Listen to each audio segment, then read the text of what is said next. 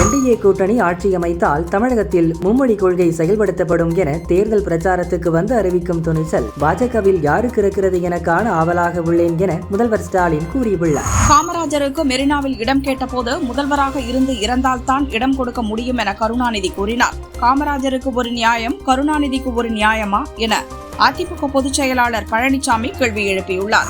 ஈரானிலிருந்து 345 தமிழக மீனவர்கள் தாயகம் திரும்பியுள்ளனர். தமிழக மீனவர்களை தொடர்ந்து காத்து வரும் பிரதமர் மோடிக்கும் வெளியுறவுத்துறை அமைச்சருக்கும் தமிழக மக்கள் சார்பாக நன்றியை தெரிவித்துக் கொள்கிறேன் என நயினார் நாகேந்திரன் தெரிவித்துள்ளார். புதுச்சேரியில் வரும் சட்டசபை தேர்தலுக்கான பாஜக வாக்குறுதிகள் வெளியிடப்பட்டுள்ளன. அதில் பொங்கல் மற்றும் விநாயகர் சதுர்த்திக்கு அனைத்து குடும்பங்களுக்கும் இலவச கேஸ் சிலிண்டர் வழங்கப்படும் என தெரிவிக்கப்பட்டுள்ளது.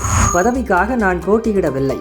நான் போட்டியிடுவதால் இந்த கூட்டணி வெற்றி பெறாது என்ற தோற்றத்தை உருவாக்குவது ஏற்புடையது அல்ல. 200 இடங்களில் மதச்சார்பற்ற முற்போக்கு கூட்டணி வெற்றி பெறும் என திருமாவளவன் கூறியுள்ளார்.